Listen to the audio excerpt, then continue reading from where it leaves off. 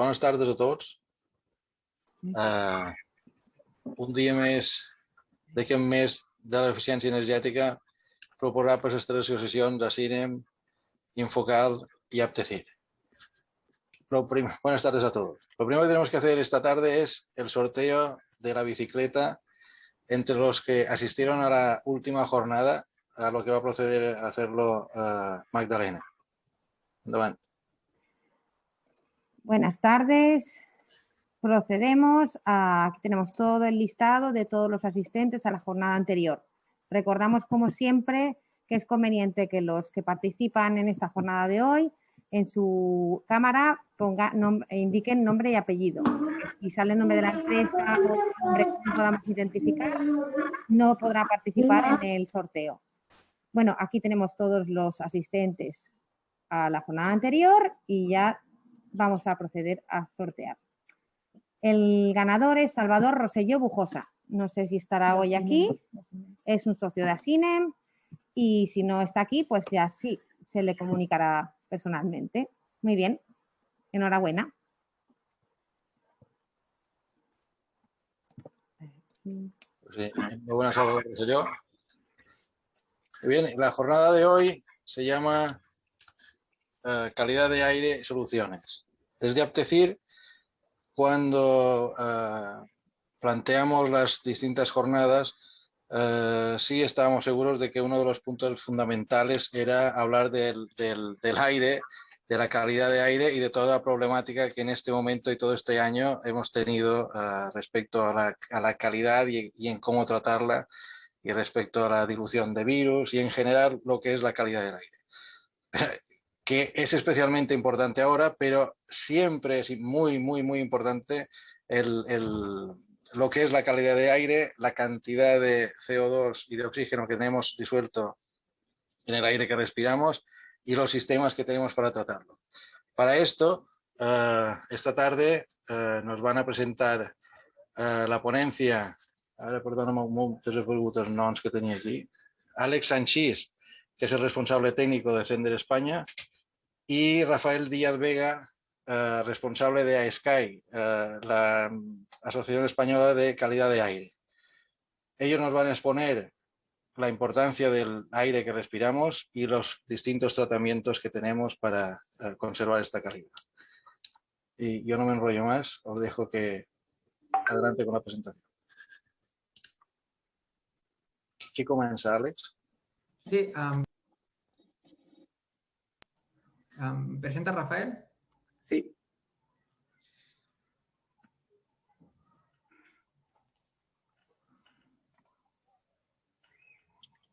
Perfecto. Un segundo. Sí. ¿Veis la pantalla completa o la...?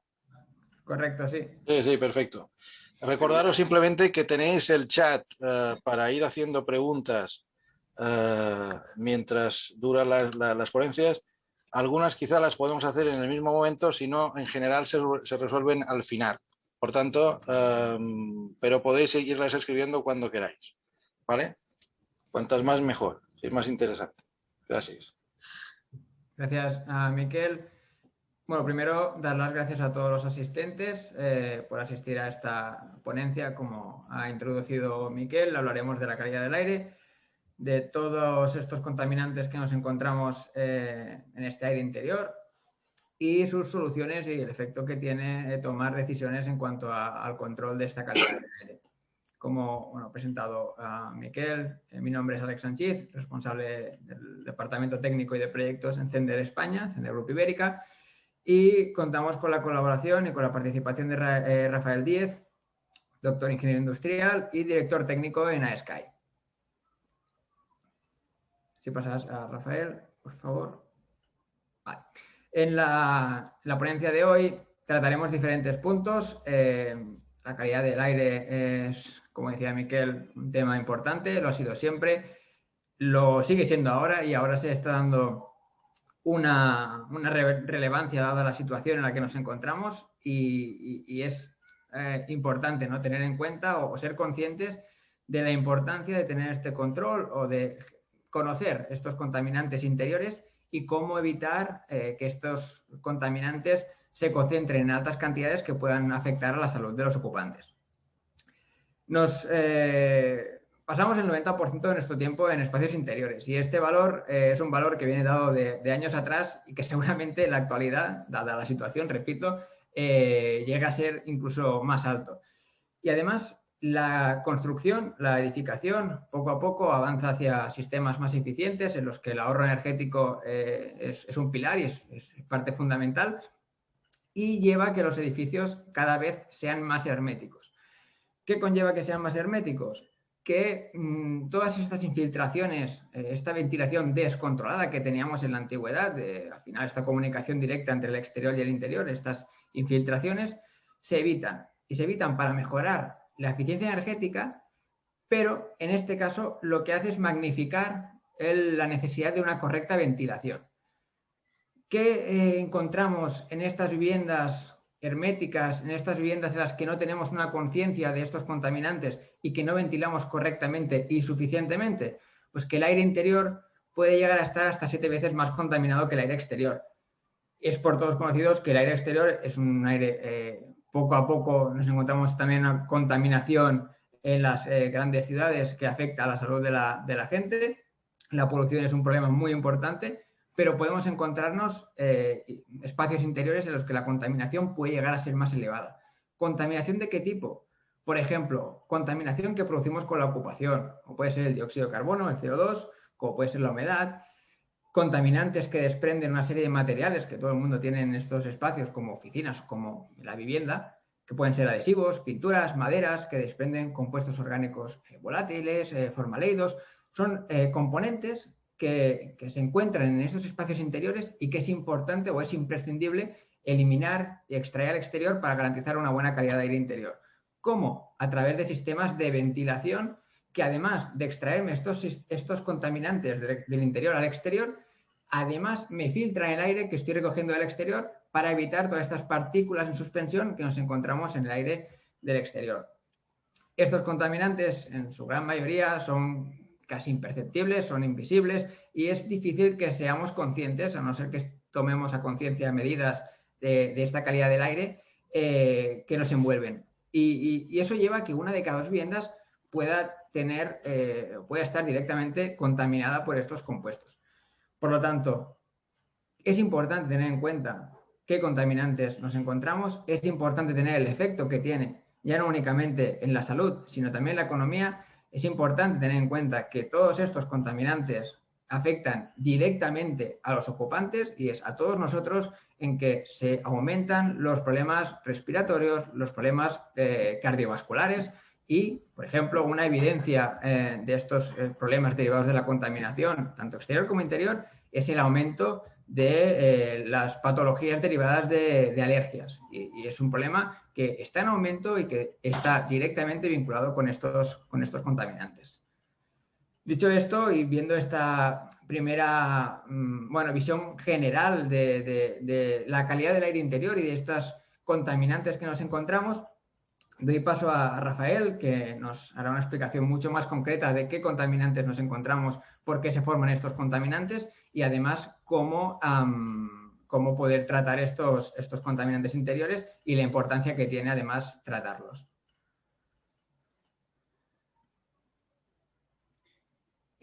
Sí, no sé si me oís bien. Sí, se ha perdido la presentación, creo, Sí, Rafael. sí, era para que me viesen un poco los... Perfecto, Rafael, se te escucha perfecto. Vale. Bien, como comentaba Alex, el tema del aire interior, la calidad del aire interior es un desafío. Desafío va a ser mi presentación, porque él con una diapositiva ha estado casi 5 minutos y yo tengo como 70 para 1 hora o menos. Pero estoy de acuerdo en todo lo que él ha dicho. Es muy importante la calidad del aire interior. Vamos a ver distintos aspectos de la misma y aunque vamos a verlo muy por encima todo, pero en el momento que queráis, como os comentaba Trini, si queréis interrumpir o tenéis alguna duda, sed libres de hacerlo, que seguro que ella lo modera perfectamente. Entonces, voy a compartir la presentación y si veis que voy muy rápido y queréis que pare en algún sitio, me lo decís y va a estar fenomenal, ya veréis.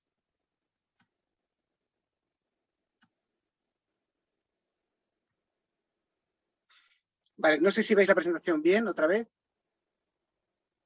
Vale. Se ve bien, Rafael, se ve bien. Muy bien, vamos a ver 4 puntos que considero importantes, con lo cual tendremos más o menos 15 minutos para cada uno.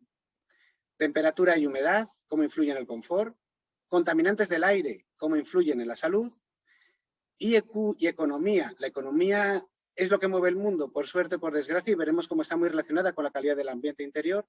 Y luego un caso práctico de una certificación de calidad de aire interior. De temperatura y humedad, empezamos con la temperatura y vemos que acostumbramos a utilizar un termostato para ver si estamos o si encontramos la temperatura adecuada, pero el ser humano no funciona como un termostato, sino que es mucho más complejo. Radiamos temperatura a zonas más frías y zonas más calientes nos radian temperatura a nosotros. Emitimos calor al aire que nos rodea y también con nuestra sudoración regulamos nuestra temperatura interior. Entonces, supongo algunos que lo sabréis, pero mucha gente no lo sabe. Hay 2 variables muy interesantes a la hora de ver el confort. Una es el parámetro de vestimenta. ¿Influye mucho la vestimenta en el confort térmico que tengamos? Pues ese parámetro se gradúa desde 0, que puede ser estar prácticamente desnudos o con muy poca ropa, hasta más de 3, que estaríamos muy abrigados. Pero también es importante qué actividad metabólica tengamos, es decir, cuánto nos estamos moviendo, qué ejercicio físico hacemos. No es lo mismo estar sentado, que lo llamamos un MET. El caso de la ropa era la unidad el kilo. En el caso del metabolismo es MET de metabolismo. Kilo es de clothing, de ropa en inglés. Con lo cual, un MET sería sentado, hasta 8 MET ejercicio físico intenso. Lo veréis vosotros. Aquí tenemos un ejemplo. Aquí tenemos el CLO, de menos ropa más ropa, y de actividad metabólica. De nada de actividad metabólica hasta una actividad de 3 que puede ser caminando. Fijaros, hablamos que el confort, 21 grados, 22 grados, pero mirad, casi todos vosotros veo que estáis en zonas de playa, pues cuando estáis en la playa con muy poca ropa y estáis tumbados, pues a lo mejor 28, 29 o más grados estáis en confort. Mientras estáis con ropa más de trabajo, más formal, y esa es una actividad metabólica de oficina, pues estamos hablando ya de los 22 grados que decíamos. Pues es muy importante, actividad metabólica y vestimenta a la hora de ver el confort. El tema de humedad es un tema más complejo. Tengo este diagrama psicométrico para no explicároslo, pero sí que os quiero explicar que normalmente cuanto más nos acerquemos al 50% de humedad, mejor confort tenemos y mejor salud tendremos también. De velocidad del aire, es curioso, la velocidad del aire es lo que utilizábamos hace años para tener un confort térmico, que hacía calor, poníamos un ventilador. En fábricas de calor sofocante, lo que hacen es poner un ventilador y sigue siendo sofocante, pero por lo menos se puede aguantar. Aquí lo veis, cuando vamos subiendo de temperatura, pues llegamos al confort cuando aumentamos la velocidad del aire, que es esta. En general, cuanto más calor, siempre que no pasemos de nuestros 35 o 36 grados, que ya es imposible, mejoramos algo el confort cuando metemos algo de velocidad, que es el ventilador de toda la vida. Hay una certificación, la más avanzada en salud y confort de las personas, que es la certificación WELL, que curiosamente valora que cada persona en esas salas grandes de oficinas tenga un pequeño ventilador para tener ese control térmico con ese pequeño ventilador independientemente de los demás.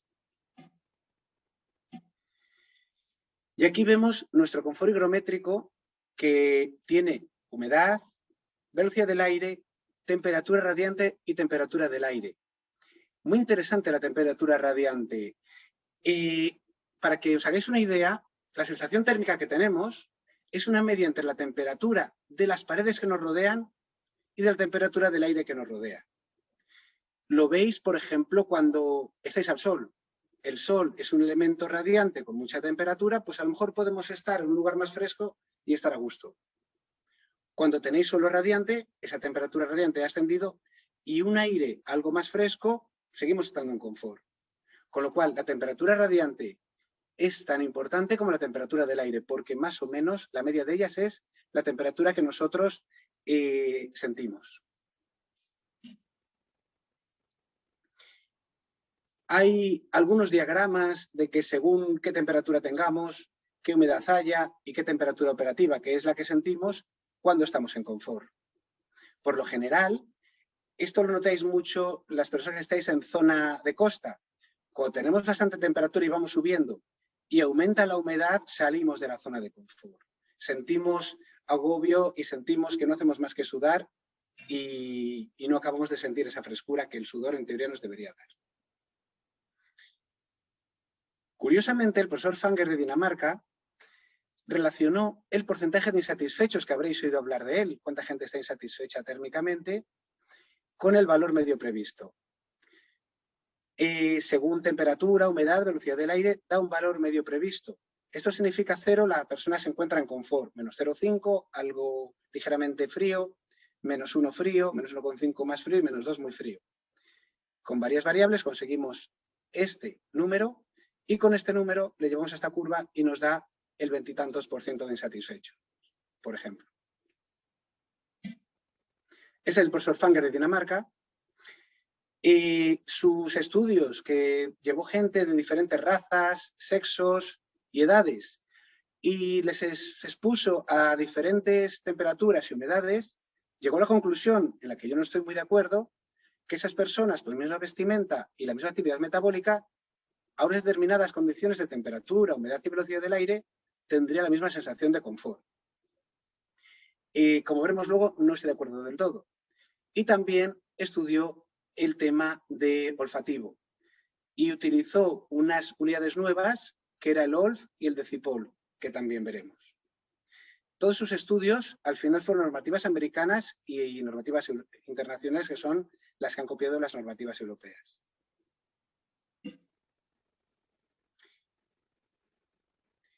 Aquí vemos que ya hemos visto un poco cómo nos afecta la temperatura y humedad y vamos a ver el tema de contaminantes del aire. Por lo general, volvamos aquí. Temperatura y humedad no es cierto del todo, pero suele ser más asociado a confort. Cuando hemos tenido alguna fábrica que hemos solucionado temas de mucha temperatura, pues puede afectar a la salud. En Cataluña, no diré cuál, pero en una fábrica las personas estaban a más de 35 grados. Había desmayos, había posibles problemas de salud y por temas lógicos se intervino en esa fábrica y se puso un sistema de climatización que, aunque fue muy caro, era necesario. Pero por lo general, temperatura y humedad se asocia al confort, mientras que contaminantes, que tampoco es del todo estricto, pero se asocia más a la salud. Quiero decir que contaminantes del aire es lo que más estudia la calidad del aire interior. Y para que os hagáis una idea, como bien decía Alex, un 90% de nuestro tiempo estamos en ambientes interiores. Y fijaros, hablando de la epidemia que siempre se habla, que estamos sufriendo, pues en un año han muerto aproximadamente en el mundo 4 millones de personas. Pero por mala calidad del aire mueren al año en el mundo 8 millones de personas. Lo que pasa es que estamos acostumbrados a ellos porque es todos los años y este tema que nos ha venido es nuevo, pero las muertes son muertes, sean por un motivo o sean por otro. De contaminantes inorgánicos vamos a ver los que más nos afectan. El CO2 es el más famoso. El CO2 le producen las personas al respirar. También se produce, por ejemplo, y ha dado lugar a muertes antiguamente en las bodegas de vino al fermentar el vino. Y suele ser un indicador de cómo está cargado, de cómo está contaminado el aire que tenemos, porque por lo general su emisión es el de las personas. El CO, a veces se le confunde con el CO2 cuando se habla muy rápido. Para que os hagáis una idea, los sensores de los aparcamientos son de monóxido de carbono, porque es el realmente peligroso. Bastante gente muere hoy en día, incluso en España, por temas de CO, por temas de elementos como el que veis, de una combustión que es en la propia sala sin evacuación de humos. Pues cuando esa combustión es incompleta, que los que os dedicáis a esto lo notáis porque la llama es más amarillenta y no azul, esos gases tienen bastante CO. Si no los evacuamos, esos gases entran en la sala en la que estamos y nos puede dar lugar a mareos, desmayos e incluso la muerte.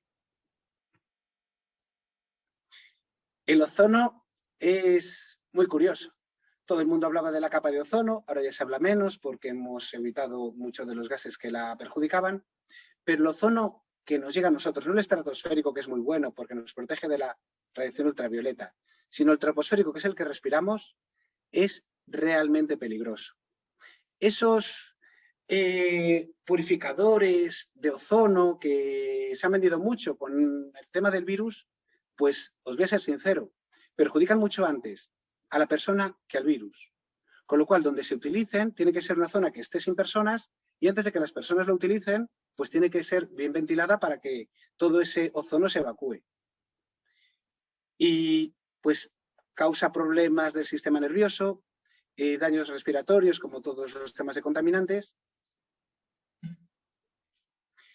Y vamos ya a los que más comentamos. El NO2 es uno de los NOx, es el más importante y es el que producen los automóviles, sobre todo.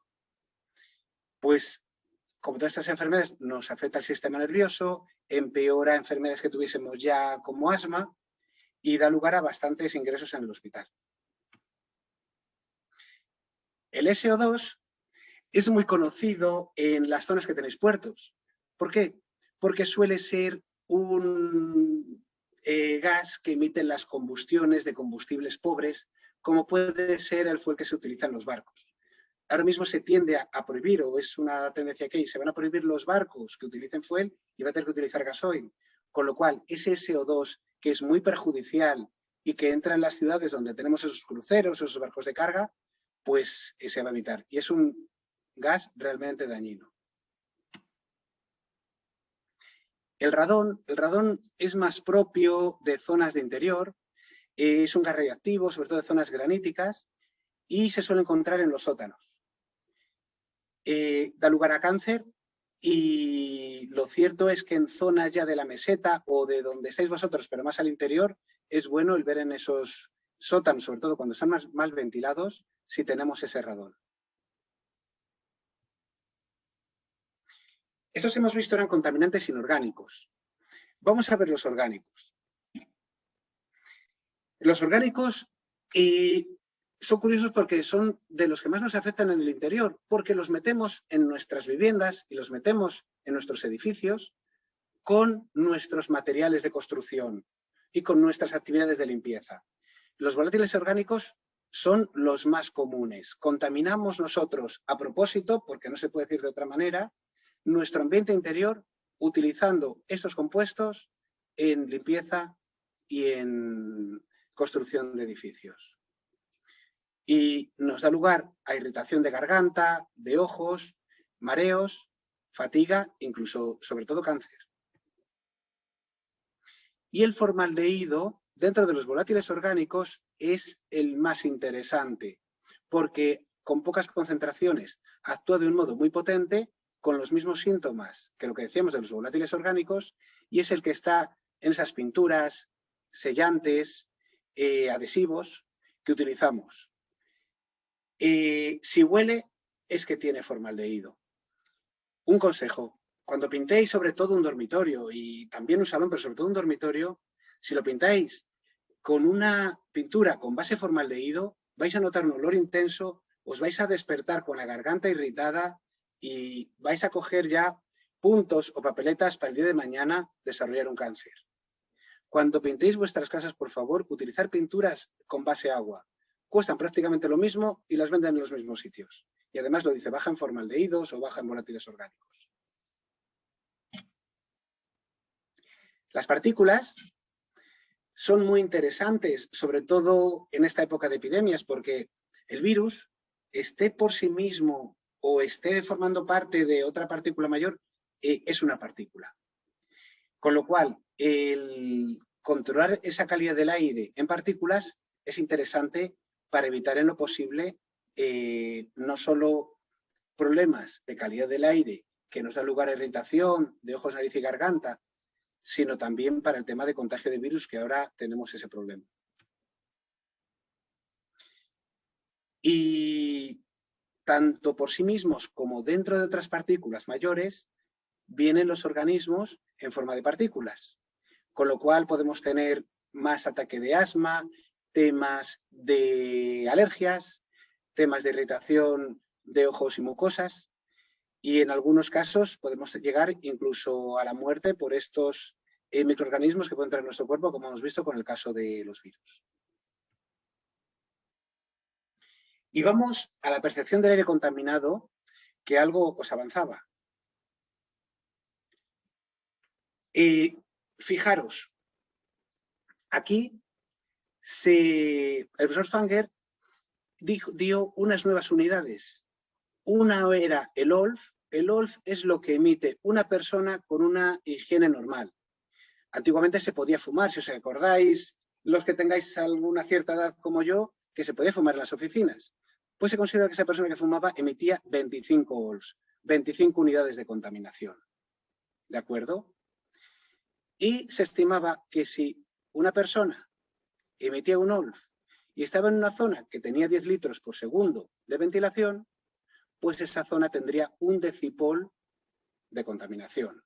Es decir, la generación de contaminación es el OLF, que es lo que emite la persona, y lo que tenemos en la sala es el decipol, que es la percepción. Os voy a contar una cosa respecto a la calidad del aire. Tenemos personas normales o de higiene normal y personas de higiene distraída. Por eso no es lo mismo una cosa que la otra. Os contaba antes que los sensores de CO2 son los más habituales para controlar la calidad del aire de una zona, pero en casos donde el nivel de higiene de las personas o sus costumbres son más importantes, como puede ser el caso de gimnasios, donde podemos tener olores mayores, siempre recomendamos poner también un sensor de volátiles orgánicos, porque es lo que emiten las personas. De modo que se va a activar o se va a incrementar la ventilación cuando aumente el nivel de CO2 o cuando aumente el nivel de volátiles orgánicos, para que eso que respiramos, ese aire que respiramos, tenga una calidad adecuada. Y pasamos, Trini, ¿me oyes? Sí, dime. Sí, no sé si tenemos alguna pregunta antes de pasar al siguiente tema. De momento en el chat no hay ninguna pregunta, así que yo creo que puedes seguir. En cualquier caso yo te interrumpo. Muy bien, ya os digo que vamos muy rápidos y ya vamos a pasar, estamos a la mitad de esta hora que tenemos y vamos a pasar a lo que a todos nos interesa, que es el dinero, y a lo que interesa en este curso, que es la calidad del ambiente interior. Pues vamos a IEQ y economía. Muchas veces nosotros podemos estar comprometidos con la salud de las personas, pero la manera de convencer a los promotores o propietarios muchas veces es la economía. Es algo que tiende a convencer. Veréis, hay muchos temas importantes. Está la salud, está la eficiencia en el trabajo, la productividad, está lo contentos que podemos estar, lo satisfechos que podemos estar con nuestra vida o con nuestro trabajo, con nuestros compañeros, y está la economía. Todo esto es importante, porque todo al final para las personas que deciden se puede traducir en economía. Cuantos más productivos, más economía; cuantas menos bajas laborales, mejor la economía; y cuanto más satisfecha esté una persona, más productiva es también. Esta transparencia, y quiero que la recordéis porque os va a hacer pensar. Todos estáis oyendo hablar de mejoras en la eficiencia energética de un edificio, y es muy importante que un edificio sea muy eficiente. Profesionalmente es uno de nuestros campos y no podemos tirar piedras contra nuestro tejado. Pero fijaros, un edificio de puestos de trabajo en el cual tengamos 10 millones al año de euros de gasto, solo entre un 1 y un 3% es energía. Mientras que entre un 70 y un 90% son nóminas de esas personas que trabajan en ese edificio. Y fijaros, una actuación habitual de ahorro energético de ahorrar un 20% significaría ahorrar 40.000 euros. Pero mejorar solo un 5% la productividad de estas personas, por estar más satisfechas, con mejor calidad del aire, se den menos de baja, solo un 5%, sería mejorar 400.000 euros.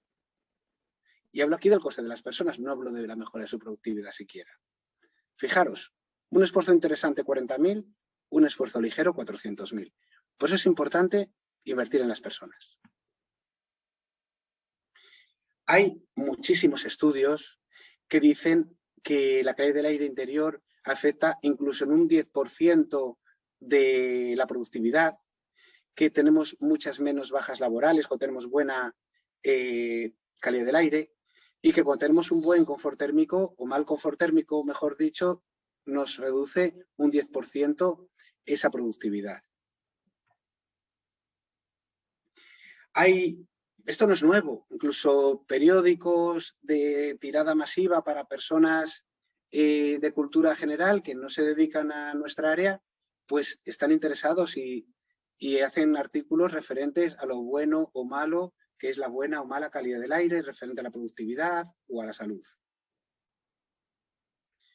Fijaros lo que os decía, por eliminar la mala calidad del aire, al año mueren 8 millones de personas en el mundo, de las cuales 400.000 están en la Unión Europea y de las cuales 10.000 están en España.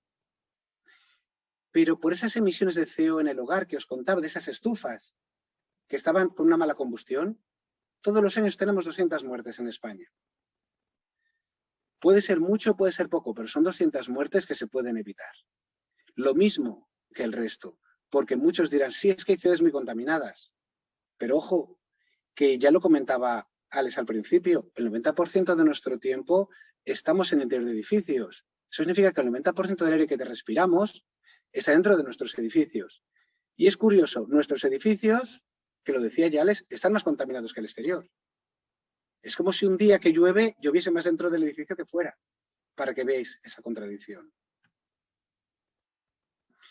Aquí hay un ejemplo que se hizo un estudio en Estados Unidos donde tenemos un salario medio de $44.000 al año, se disminuía la productividad un 6% en el caso de mala calidad del aire, lo que era $2.600 por persona al año, con lo cual, en cuanto teníamos 100 trabajadores, hablábamos de por año una diferencia de productividad de $267.000. Para que veáis lo importante que es tener una buena calidad del aire, más allá del interés que podemos tener por la salud de las personas. Su productividad puede ser un aspecto que pueda convencer a una propiedad para tener cuidado en ese sentido.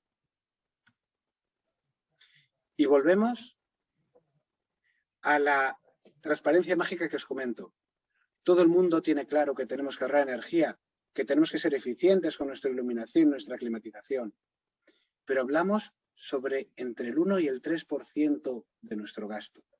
Y muchas veces no miramos a las personas, entre las cuales estamos nosotros, que son entre el 70 y el 90%. ¿Cuánto cuesta que esta persona se coja una baja o que tenga una peor productividad? Mucho más de lo que podamos ahorrar. Y bueno, estamos a punto de pasar al punto 4, caso práctico. Sigo sin preguntas, Trini. Trini. Hola. No, de momento en el chat no hay ninguna. Ah, vale. Perfecto. Bueno, vamos a ir al caso práctico de una certificación de calidad del aire interior en un edificio de la Universidad de Valladolid. Un aulario en concreto, es bastante nuevo y se quiere tener ese estudio y, si es posible, esa certificación. Pues veréis, la certificación ASCAI incorpora diferentes parámetros de calidad del aire que hemos visto. Estas son las partículas, PM10 y PM2,5. Los compuestos inorgánicos químicos que vimos, el CO2, el CO, el ozono. Volátiles orgánicos, el formaldehído y los volátiles orgánicos totales que también vimos. El radón, la humedad y la temperatura. Y tiene una calidad de requisito y una calidad de mayor calidad, si me lo permitís, para puntuar. Con lo cual, por dar un ejemplo de CO, un requisito es que con mucho tengamos 9 partes por millón, pero podemos puntuar si tenemos menos de 6 partes por millón. Es decir, tenemos 2 concentraciones, diciéndolo muy básico, por cada parámetro, por cada contaminante. La de calidad mínima asumible y la de calidad que nos da puntos. Tenemos 5 parámetros en los que estamos obligados a tenerlos en cuenta, que son el CO2, los volátiles orgánicos, el formaldehído y partículas 2,5 y 10. Y tenemos entre 5 y 7 parámetros de los cuales podemos elegir un mínimo de 5 y un máximo de 7 para dar lugar entre 10 y 12. Carla, agafar-la bé, que li faran mal. Unos Jones. Y parlen... Sí, y según los parámetros, los contaminantes en los cuales hayamos conseguido esa puntuación, porque lo tenemos muy bien, pues tenemos certificación, certificado, oro, platino o diamante. Es decir, es que hay diamante, que es la máxima, significa que cumplimos todos los requisitos que decíamos de un mínimo de calidad, pero también el 80% de los parámetros estamos en la muy buena calidad. Eso significa que con 10 parámetros, con 8 de ellos quedemos muy bien, tendríamos el diamante. Si queréis, aunque es un poco liado, si tenéis luego dudas, volvemos aquí. Este es el edificio, es un aulario de ingeniería, con lo cual, como su nombre indica, tiene aulas principalmente y está al lado de otro edificio que se está reformando, que es muy antiguo, para tener despachos y laboratorios. Pero ese edificio tiene aulas, que está lo que más nos interesa, los estudiantes, que es el futuro y los que nos pagarán las pensiones, si Dios quiere. Estas son las zonas comunes del edificio. Este edificio es adelanto, que ha conseguido la certificación LEED Platino, que es la de mayor reconocimiento mundial en sostenibilidad de edificios, y está optando por la certificación WELL, que es la de mayor reconocimiento en bienestar de las personas. Aquí veis una escalera exterior, aquí una escalera interior, esta zona interior que es la distribución en las aulas y un ejemplo de aula. Aquí veis las aulas vacías, como son, desde dentro. Tienen también para protegerse contra los rayos de sol los alumnos unas cortinas, una especie de cortinas. Y cada aula tiene su número. El primer número es la planta y el 4 es el número de aula dentro de esa planta. Aquí veis la planta 1, la baja. Vemos todas las plantas. Tenemos un sótano también con alguna sala en la cual se almacenan productos y una cubierta. La baja es algo distinta, pero de la 1, 2, 3, 4 y 5 son muy similares. Aquí lo veis, la baja que es distinta con 4 aulas. De la 1 a la 5 tienes esas mismas 4, pero además tiene la 5 y la 6. Y el sótano que decíamos. Tiene una superficie construida de 6.000 metros cuadrados, que más o menos son 1.000 y algo por cada planta. 1.000 metros cuadrados aproximadamente por planta. Entonces, lo primero que se hace es, tenemos baja más 5, eso son 6 plantas ocupadas, y los metros cuadrados totales del edificio. Miramos cuántos puntos de medición tenemos según los requerimientos de Sky, que hay un procedimiento para verlo. Dice mínimo 1 punto por cada 500 metros cuadrados, mínimo 2 puntos por planta. Al final, ¿qué se hizo? 18 puntos en total. Y aquí vemos que tenemos 3 puntos por cada planta de aulas y también 3 puntos en la planta baja, 1 en consejería y 2 en las aulas. Y en el sótano pues medimos el radón, aunque no está ocupado, pero nos interesaba. Puesto así, estas son las plantas baja a 5 y las aulas 1, 2, 3, 4, 5, 6. Aquí están 1, 2, 3, 4, 5, 6. Se hizo de esta manera para que nos coincidiesen en altura al menos 2 cada vez. Aquí estas 3 que coinciden 2. Y así todas las plantas por ver si había algún problema y dentro de ese problema encontrábamos un patrón. Y la certificación Sky lo que hace es que con el edificio en funcionamiento, es decir, con el profesor dando clase y la clase con alumnos, se hacen las mediciones en ese tiempo real. El día anterior se reservan algunos pupitres para poder ir en ese momento y colocar los aparatos de medición, con lo cual ponemos unas pequeñas pegatinas de reservado el día anterior en esas salas que habíamos decidido, que eran las que tienen la X, y medíamos los distintos parámetros, como son las partículas, el volátiles orgánicos, formaldehído, temperatura, humedad relativa, CO2. de cada uno de los puntos, de cada una de las aulas que hemos visto. Ozono, CO. Y al final, pues tenemos algo similar a esto. Esta es cada una de las aulas, que cada aula tiene su punto de medición, y aquí está de cada uno de los compuestos que medimos, de cada uno de los parámetros que medimos, perdón, que puede ser contaminantes, puede ser temperatura o humedad, el resultado. Y aquí también, pues por curiosidad, siempre miramos cómo está ese parámetro en el exterior. Estos números, por motivo de confidencialidad, están ligeramente tocados, porque a nuestros clientes les gusta esa confidencialidad, pero nos sirve modificarlos para el tema de mostrarlo. ¿Y qué nos sucede? Pues vemos todos los parámetros que primero, la normativa, tenemos los dos extremos.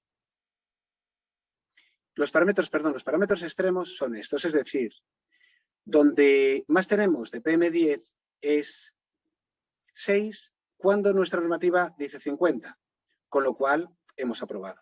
Tenemos que tener todo bajo normativa.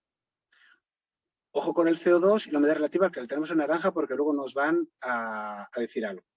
Otro ejemplo es, por ejemplo, los volátiles orgánicos, donde más nos dio fue 0,16, nuestra normativa dice 3 miligramos por metro cúbico, con lo cual cumplimos. Es decir, todo tenemos que tenerlo aprobado por normativa. ¿Qué tenemos también? Vamos a ver si cumplimos con los requisitos, que era ese parámetro de certificación a SKY que era el mínimo que teníamos que aceptar. Y vemos que en todos los casos lo cumplimos. Aquí tenemos el requisito. Tenemos el extremo, que es 5 al 80%, y tenemos la media, que es 3, que estamos por debajo del 40, que es lo que podríamos aceptar, con lo cual perfecto. Y vamos a ver cuántos nos puntúan. Pues fijaros, no nos puntúan todos, sino que hay dos que no nos puntúan. Nuestra puntuación aquí sería de 800 y tenemos un extremo 860, que está mejor que el extremo del requisito, pero está peor que el extremo de puntuación. Mejor que 900, peor que 800. Y lo mismo nos sucede con la humedad relativa, que debería estar entre 40 y 60 para puntuar, y vemos que tenemos 30,9 en un extremo, que está mejor que en el 30 y 70 para poder certificar. ¿Qué significa? Que tenemos dos parámetros que no nos cumplen el óptimo. Como, si os acordáis aquí, podríamos permitirnos,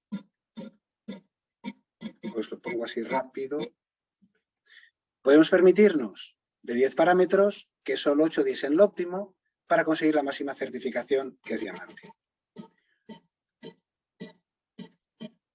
De modo que, volviendo otra vez al mismo sitio, consiguió la certificación diamante y pues se publicitó un poco en los medios de comunicación. Bueno, y se entregó el diploma por el esfuerzo que tenía. Os preguntaréis que por qué un edificio nuevo no daba el óptimo en CO2 y no daba el óptimo en humedad relativa. Pues no dio el óptimo en CO2 en las aulas que más alumnos tenían, que además eran las que teníamos problema de humedad relativa. Pero humedad relativa lo teníamos casi en todas. ¿Por qué? Pues porque, primero, no estaba funcionando bien el ventilador del climatizador, lo que significaba que, aunque estaba muy sobredimensionado, en los casos en que tenemos muchos alumnos en las aulas por ese mal funcionamiento, teníamos problemas en algunas de ellas, no para incumplir normativa ni para incumplir el prerequisito, sino para cumplir el óptimo de 800. Y nos sucede que esa rueda entálpica, ese recuperador rotativo, lo que hace es que aprovecha la humedad del aire que sale sucio y esa humedad la aporta al aire que entra limpio.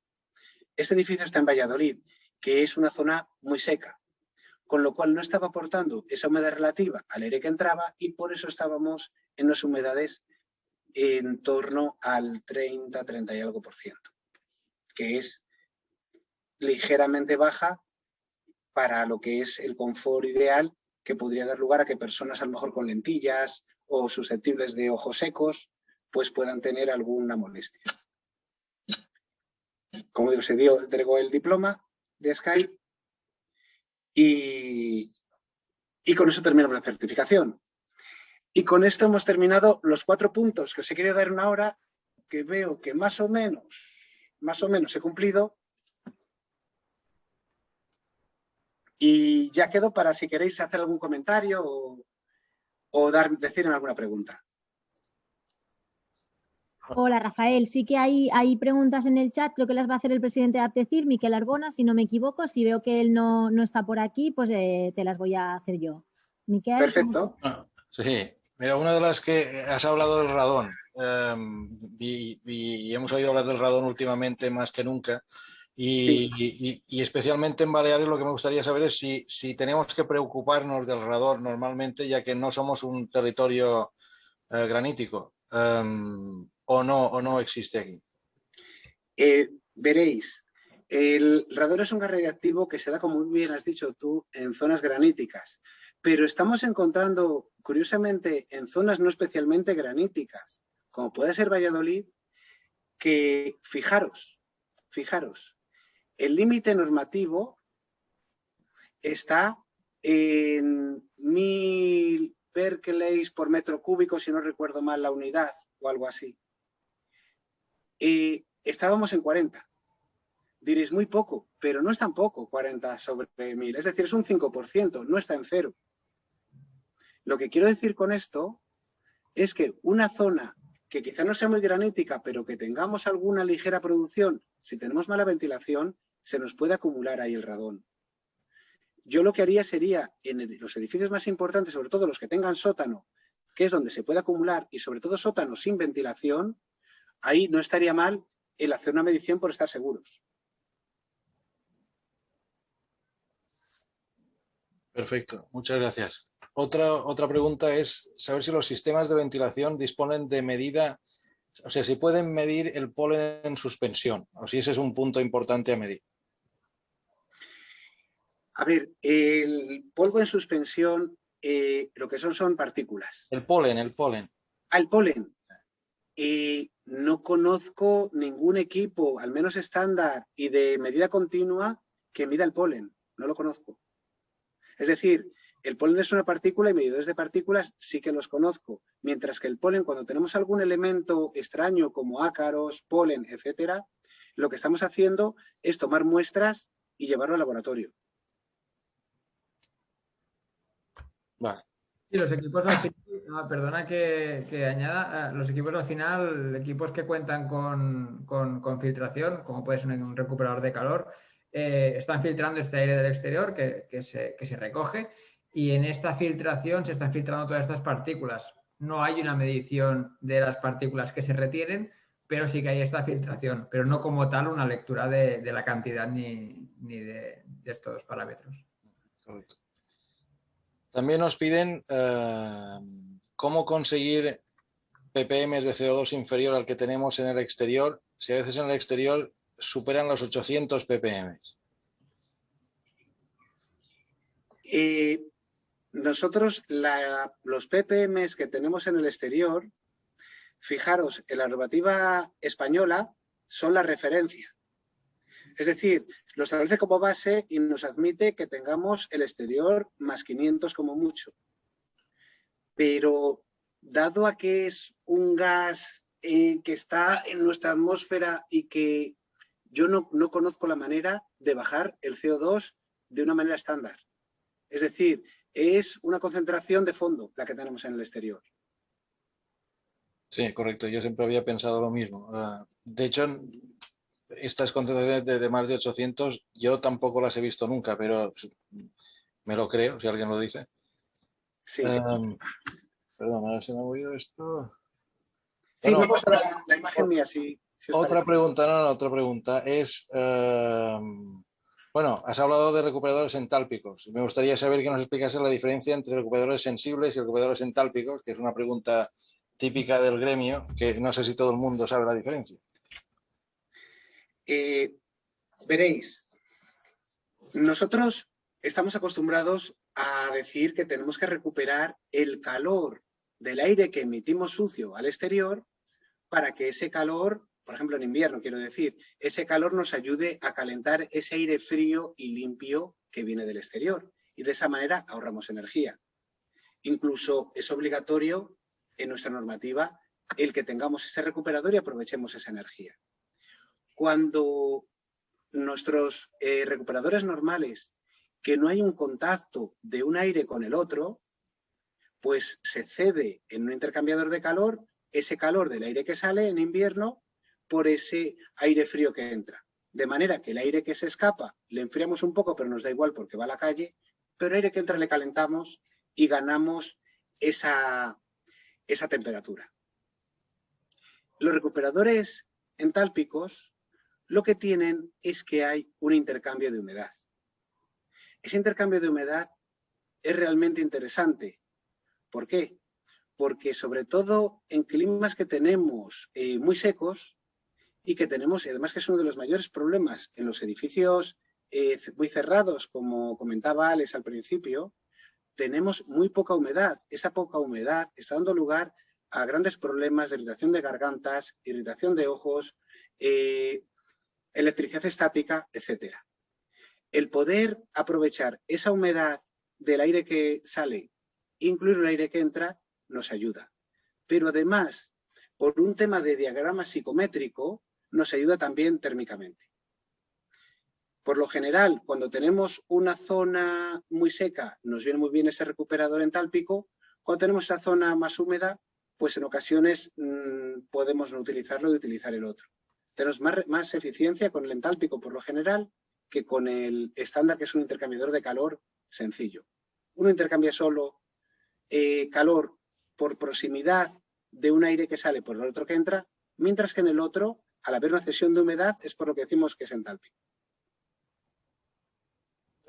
Se ve que tú eres del interior. Aquí en las islas también tenemos ese problema, pero al revés. Y en verano, claro, cuando ventilas en verano, eso es. Te pasa justo lo contrario. Como la mayor humedad está en el aire exterior, el tener sensible te está metiendo toda la humedad dentro de la casa, que la tienes con una humedad mucho más controlada, y provoca un disconfort también bastante grande. Con lo cual, sí, el punto de vista es muy importante. Tienes toda la razón. También recomendamos que se instalen siempre entálpicos, por la misma... Bien. Exacto. Muy bien. Era lo que quería añadir, Miquel, porque normalmente desde la zona en la que se tiene la experiencia es desde la zona que sí que a lo mejor se recomienda el entálpico, como por ejemplo es el caso de Rafael, y a lo mejor es el caso, en este caso vuestro, ¿no? De zonas muy húmedas que es necesario. Y realmente podríamos decir que un entálpico no va a ir mal nunca, porque en todo nuestro clima, ya sea clima más central o clima más costero, es un sistema que nos va a favorecer siempre, porque nos va a mejorar el rendimiento y porque este intercambio entálpico nos favorece luego al confort interior. Entonces, muchas veces se quiere como dirigir mucho a una zona en concreto y yo creo que tiene realmente cabida en gran parte de nuestro territorio y que además, lo que decías, ¿no? En zonas muy húmedas y en zonas muy secas, y si tenemos sistemas de climatización, me refiero que siempre habrá que mirarlo al detalle, pero que realmente el entálpico es una opción muy interesante que no está tan quizá conocido, no es tan conocido como un intercambiador sensible, pero que tiene cabida en casi todos los climas. Sí, sí, correcto. Muy bien, yo no veo más preguntas en el chat. No sé si alguien tiene alguna más, que en cualquier momento se puede abrir el micrófono y hacer las preguntas que hagan falta. No sé si alguien se anima. Si queréis, en lo que alguien se anima, comentaros solo que cada uno desde su punto de vista, o desde su puesto de trabajo o desde su capacidad de decisión, puede contribuir a la calidad del aire interior, que hemos visto que es muy importante para todo, para evitar muertes, que esas muertes además vienen precedidas de largas enfermedades, para mejorar la calidad de vida de las personas y para mejorar su satisfacción y su productividad. Y es, cuando hacemos una reforma, tener cuidado con esos materiales que utilizamos. Incluso, pide la certificación LEED y también la WELL, cuando estemos en una obra, intentar que esos conductos y esos equipos de climatización estén tapados para que ese polvo de la obra no entre en ese interior de esos conductos o de esos aparatos y lo estén respirando las personas durante las primeras semanas y meses de vida del edificio. Correcto. Respecto a esto, se me ocurre que ahora también están muy de moda todos los sistemas de purificación e incluso a veces se están instalando o obligando a su instalación en locales cerrados. Una gran parte de su función es evidentemente eliminar los posibles virus, pero también muchas veces están ligados con la eliminación de los VOCs. ¿Nos puedes contar algo de esto en cuanto a su efectividad? Es muy interesante lo que estás comentando. Coincidiendo con que esta epidemia ha traído muchas cosas malas, muchísimas cosas malas, pero ha traído alguna cosa buena. Todo lo malo trae algo poco bueno. Y es que nos hemos dado cuenta que a lo mejor algunas zonas que teníamos, algunas salas de reuniones, no tenían ventilación. Pero estamos acostumbrados a que decimos, bueno, si estamos poco tiempo, pues se puede aguantar. Pero esperemos que no haya en esa sala de reuniones, como que decíamos antes, una persona de higiene distraída, porque va a ser una calidad del aire muy mala. ¿Qué se está haciendo ahora? Pues con este tema de la epidemia, se están utilizando esos purificadores para hacer ese efecto. Y tienen dos posibles efectos los purificadores. Uno es el eliminar partículas, que es con lo que hemos conocido mucho los filtros EPA, que lo que hacen es que las partículas de polvo, de virus, etcétera, se quedan en ese filtro. Y el otro es eliminar compuestos químicos, que entre los cuales están los olores corporales de las personas, para lo que se utiliza normalmente filtro de carbono. Cuando en un purificador tenemos filtro de carbono y filtro de partículas, estamos haciendo ese doble efecto. Muy bien.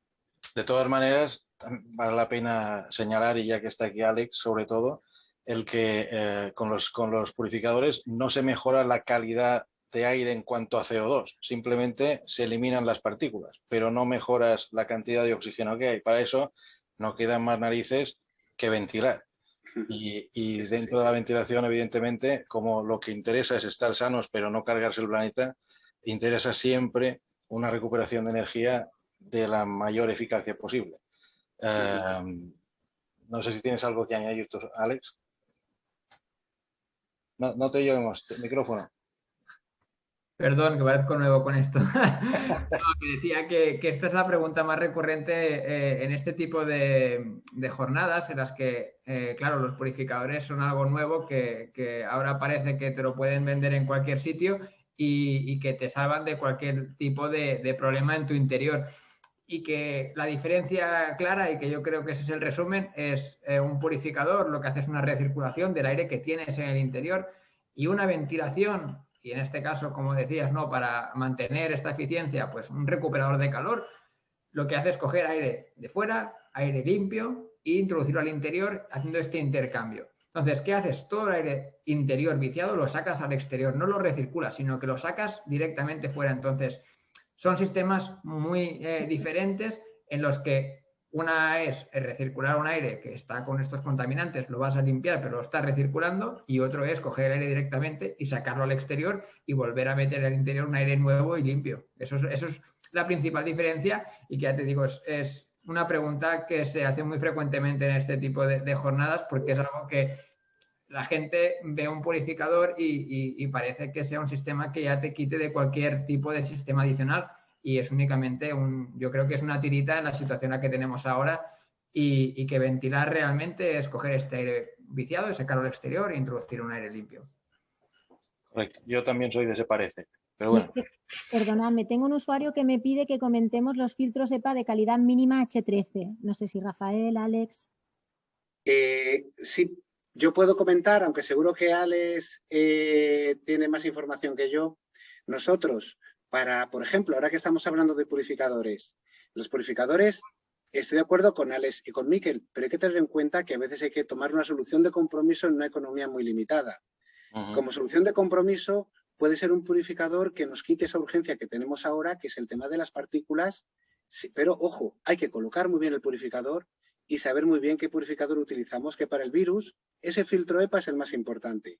Bajo nuestro punto de vista, para el tema de virus, lo que recomendamos es H14 mínimo. Es un nivel más exigente que H13, pero Alex puede comentar algo más seguramente. Sí, yo justamente lo dirijo al otro lado, y el otro lado es decir que, por ejemplo, en estas preguntas en cuanto a los filtros EPA, que además se ha comentado mucho en televisión y en periódicos, dada la situación, estos filtros EPA son raros en los sistemas de ventilación con recuperación de calor, porque directamente, como estas partículas ya las sacas al exterior, no necesitas este filtrado especial, y estos filtros EPA normalmente sí que se encuentran en sistemas de recirculación. Por lo tanto, cuando directamente sacas al exterior estos compuestos, esta contaminación, por así decirlo, te puedes evitar un poco este problema, ¿no?, de la filtración adicional, porque no es necesaria, porque en el intercambio no hay esta comunicación de, por ejemplo, estas partículas de virus, porque en este transcurso, en el volumen, al estar extrayendo este aire viciado, eliminas estas partículas. Por lo tanto, lo que necesitas es un filtro que te filtre estas partículas de mayor dimensión para no ensuciar el recuperador, para no dañar el sistema, pero en ningún caso para evitar la contaminación, dado que no se va a producir este intercambio de partículas en el intercambiador de calor. El mismo usuario me dice que cuáles son los criterios para determinar el volumen de aire máximo que pueda analizar un sensor CO2. Me comenta que el fabricante no se lo supo decir. Los sensores de CO2 lo que miran es la concentración, no hay un volumen máximo o mínimo. Es decir, un sensor de CO2 le ponemos en una estancia y nos va a decir la concentración de CO2 en esa proximidad que suele ser coincidente con el de la estancia. Pero no hay un volumen máximo o mínimo o caudal de ventilación máximo o mínimo para que funcione. Miquel, no sé si vas a leerla tú o si quieres que la lea yo. Hay un usuario que ha dejado una pregunta en el chat. Pues los purificadores que también llevan las lámparas ultravioleta son efectivas para eliminar también bacterias. Aunque lo mejor es renovar el aire limpio y filtrado, creo que se están ofreciendo purificadores como limpiadores totales y vendiendo motos. Bueno, esto tiene un poco que ver con esto que estabais comentando ahora, pero sí, ahí os lo dejo. Sí. Yo os puedo decir lo siguiente. Nosotros, entre otras cosas, también hacemos estudios para mejorar la protección contra el contagio de virus en edificios. El tema ultravioleta lo utilizamos para las superficies. Me explico. En recepción viene bien una pequeña lámpara ultravioleta de las que a lo mejor habéis visto para pasar sobre las superficies y de esa manera evitar los virus, que ahora mismo es lo que más nos preocupa. Cuando lo utilizamos en aire acondicionado, cuando lo utilizamos en un caudal de aire, lo mismo que un filtro EPA es un filtro que está testado y está certificado, no hay una certificación de cuánto filtra, cuántos virus quita una luz ultravioleta. ¿Por qué?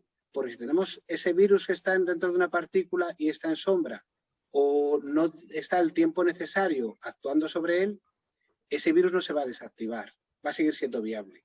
Con lo cual, no hay una certificación clara de cómo esa luz ultravioleta afecta a un caudal de aire en el cual tenemos virus. Gracias, Rafael. Y mira, recogiendo un poco la pregunta anterior, me dicen que un solo sensor en un restaurante de 200 metros cuadrados no es lo mismo que en una oficina de 20. ¿Que cuántos deberíamos instalar en un restaurante de 500 metros cuadrados? Fijaros, ese criterio es muy curioso. Nosotros lo que utilizamos como criterio es que el lugar donde más nos interesa medir el CO2 es el lugar que más contaminado está. Con lo cual, acertaremos cuando pongamos esos sensores de calidad del aire cerca de las rejillas de retorno, de las rejillas de extracción, que es donde ya se ha contaminado el aire y llega a esa rejilla, para tener una idea de la zona más contaminada como la tenemos. Es decir, si tenemos una zona del restaurante, un lateral en el cual están las rejillas de retorno, ese sería el lugar ideal para ponerlo en esa zona, en la más contaminada. Y por supuesto, si es una geometría muy complicada con zonas de fondo de saco, etcétera, pues en cada zona diferenciada que tengamos. Y por supuesto, si es un local muy grande con distintos sistemas o aparatos de climatización, al menos uno por aparato y uno por estancia. Y volviendo al tema siguiente de los ultravioletas, nos preguntan si los sistemas de ultravioletas en conductos son efectivos o no son efectivos. O la conclusión dice literalmente, por tanto, los sistemas ultravioleta en conducto no son efectivos, ¿correcto? A ver, os voy a contar una cosa que es muy interesante. Parece una obviedad, el virus no es una bacteria. ¿Qué diferencia hay? Cuando hablamos de Legionela, etcétera, etcétera, que es una bacteria, ¿qué sucede? Que se regenera, es decir, se reproduce en zonas, con lo cual tenemos que atacarla. A veces oigo yo, pues primero le metemos unas radiaciones eléctricas, luego le metemos radiaciones ultravioletas y ya cuando por si acaso nos ha muerto, le metemos otra cosa y lo dejamos esperar un tiempo. El virus no se regenera, es decir, el virus le emite una persona que está contagiada y llega a otra persona. Si nosotros paramos esa llegada del virus, hemos parado el virus. Si nosotros metemos radiación ultravioleta en un conducto, por supuesto, el virus que esté posado en ese conducto no va a seguir. Pero normalmente el virus avanza en la corriente de aire y llega a las personas. No conozco todavía una certificación que diga que por tener una luz ultravioleta en un conducto para esos virus. ¿Y por qué? Porque en ocasiones están en partículas más grandes que ese virus. Y además, esa luz ultravioleta no instantáneamente no mata un virus, sino que necesita de un tiempo. Fijaros, hablamos de segundos. Cuando pasamos una lámpara ultravioleta a muy poca distancia por una superficie para desinfectar, hablamos de segundos para que funcione. Por tanto, tiene un cierto nivel de efectividad, pero no... Cierto. Esa sería la respuesta más adecuada. Es bueno que esté, pero no hay una garantía de que eso vaya a limitarlo. Exacto. También se me ocurre la misma pregunta con los sistemas generadores de OH, que generan plasma y ese plasma se va a trasladar a través del conducto y a través de, después a la salida del aire en todas las habitaciones. Que hay varios fabricantes que están generando este tipo de sistemas, tanto solo produciendo por fotocatálisis como por generadores de OH. ¿Tenéis experiencia también en estos temas? Pues fíjate, es curioso. Tanto lo que comentabas de luz ultravioleta como del plasma, es curioso. Cuando hay un aparato, digamos, que se quiere poner en el mercado, ¿qué se dice? Que ha habido una universidad que ya lo ha testado. El que una universidad lo teste, pues puede tener mejores o peores resultados, pero no es suficiente para decir que algo es adecuado. Yo conozco cómo algunas universidades pueden testar algunos equipos y no siempre puede ser algo objetivo. No vale con eso. Nosotros si queremos garantizar algo y estamos hablando de un virus que está enfermando y matando personas, yo pienso que lo mejor es ir, al menos por ahora, a las medidas que se conocen y que están garantizadas que funcionan. Las medidas que no estamos seguros que funcionan, las podemos poner, pero esa falta de seguridad no la utilizamos en estructuras de edificio, ni la utilizamos en instalaciones eléctricas. No podemos utilizarla ahora mismo en esta situación de epidemia para los virus. De todas maneras, me comentan que hay laboratorios que sí lo testan. O sea, no una universidad, sino que hay laboratorios que los están testando y probando en su eficacia y certificando. Rafael, y en caso de superar los 800 ppm y no disponer de climatizadores potentes, ¿qué podemos hacer con los clientes que están cenando en un restaurante? ¿Abrimos las ventanas y puertas? ¿Forzamos la circulación con ventiladores? ¿Evacuamos? A ver, el tema del CO2 es súper interesante porque es el principal contaminante que emitimos las personas. Además, hay una concentración de fondo.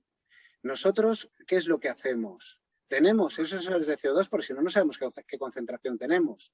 Y con esa concentración, cuando supera el valor umbral que tenemos, o pues, quizá proporcionalmente, activamos o potenciamos nuestro sistema de ventilación. Normalmente, un sensor de CO2 está íntegramente conectado con un sistema de climatización. Que no lo tenemos y solo es el sensor de CO2, lo que has dicho tú. Abrir ventanas, abrir puertas, etcétera. Pero ojo, se está confundiendo mucho la concentración de CO2 con el riesgo de que haya un contagio de virus. Y ese es un error muy grande. Si tenemos una persona que está infectada de virus y está contagiando, a lo mejor tenemos muy poca concentración de CO2, pero en la zona próxima, esa persona contagiada va a contagiar a toda la mesa, independientemente de la concentración de CO2. Como aproximación muy burda es válida, pero es lo mismo que decir que el riesgo de asesinato en un restaurante depende del número de pistolas que haya. Con que vaya una persona con una pistola puede matar a varias. Perfecto. También hay otro sistema de contaminación que salió hace tiempo, pero me comentan que hoy mismo ha salido un artículo de un fabricante sobre la posibilidad de contagiar a sus vecinos a través de las ventilaciones de los baños. ¿Qué opina? Pues fijaros, muy buena pregunta. Se ha visto que los residuos humanos son una fuente real de emisión de virus y de contaminación. En los casos de protección contra el virus de edificio, se está recomendando que estén continuamente puestos los extractores de los baños, no como en algunos casos, que están conectados a la iluminación. Los edificios que se protegen contra el virus, se pone, al menos durante el tiempo de uso del edificio, activado el extractor. Es un riesgo real y hay constancia de contaminación por emisión de virus por restos humanos en los aseos. ¿Qué se aconseja? Se aconseja el que se cierre la tapa antes de pulsar la cisterna para evitar que esas partículas de agua que puedan tener ese virus vaya a la atmósfera, perdón, vaya al aire interior. Esto puede ser cierto. Sí, sí, sí, se tiene constancia. Además, ya se dijo que una de las primeras recomendaciones era esto de estirar la cadena con la tapa cerrada, pero la otra es el problema que hay de que por las montantes de ventilación de fecales puede haber, a través del flujo del viento, esa salida de aire que hay por allí pueda contaminar a algún vecino próximo por la salida simplemente de la ventilación de esas fecales. O sea, tapando la cisterna proteges, o la tapa del váter proteges a los tuyos de alguna manera, pero no a los vecinos a través de las bajantes. No sé si hay algún tratamiento para eso, que ya excede de la calidad del interior, evidentemente. Sí, yo os voy a decir que es hartamente difícil el que pueda haber un contagio entre vecinos de distintos pisos por ese motivo, si están bien hechos esos SUMs. Esos SUMs están diseñados pues como las salidas de humos de las calderas de tiro natural de antiguamente, si las recordáis, las que se utilizaban, en la cual hay un tramo que es de la propia vivienda y se une después al conducto general. No hay una unión, digamos, en la cual va directamente en forma de T. ¿Qué pasa con eso? Que por tiro natural, el aire que sale de un baño es muy raro que vaya a otro, salvo que otro tenga una extracción de una cocina puesta y haga una situación extraña. Pero, ojo, tenemos que tener una concentración de virus suficiente, un tiempo suficiente y una proximidad suficiente para que una persona se contagie. Lo mismo que si estamos en la calle a 3 metros de una persona, es muy difícil que nos contagie. Para contagiarse tenemos que tener proximidad, tiempo y concentración. Es muy raro que esa concentración que nos puede llegar a través de ahí pueda llegar a contagiar a una persona. Imposible no, pero es realmente difícil. Perfecto.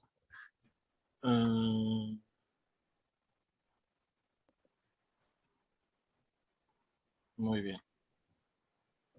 Yo no tengo ninguna pregunta más aquí en el chat. Creo que han salido bastantes. No sé si tenéis algún comentario más. Ya digo, alguien que lo quiera hacer de vos. Yo solo quiero aprovechar, primero, para agradecer a la organización el hecho de poder estar aquí con vosotros y poder participar en estas jornadas. Contestar también a Andreu Moya, que comentaba que para el COVID la mejor solución es ventilar correctamente. Y aprovecho este comentario no solo para decir que sí, que lógicamente lo más correcto y la mejor manera de evitar estos contagios es ventilar, pero querría añadir que ventilar correctamente, el correctamente como tal, muchas veces encontramos que no es suficiente. Y con suficiente me refiero que creemos que es suficiente ventilar la vivienda, por ejemplo, abriendo ventanas justo después de levantarnos y antes de ir a dormir, pero está comprobado, está estudiado que no es suficiente, que para eso es necesaria una ventilación continua, una ventilación controlada y que ventilar es la mejor manera de evitar estos contaminantes interiores, por ello también evitar los contagios. Pero ventilar correctamente significa esto, tener un control, ¿no?, de la calidad de aire interior y una ventilación que ha de ser constante y que ha de ser controlada, ¿vale? Pues es muy importante.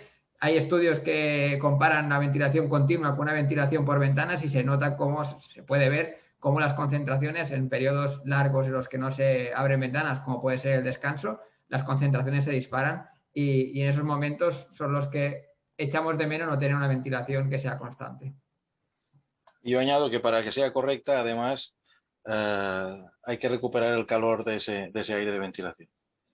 Porque, como hemos dicho antes, lo importante es nuestra salud, pero también es muy importante la salud del planeta. Y el virus pasará, pero el cambio climático no tiene que poder con nosotros. Exacto. Estoy de acuerdo con Miquel. Muy bien. Pues si no hay más preguntas, podemos dar la sesión de hoy por concluida.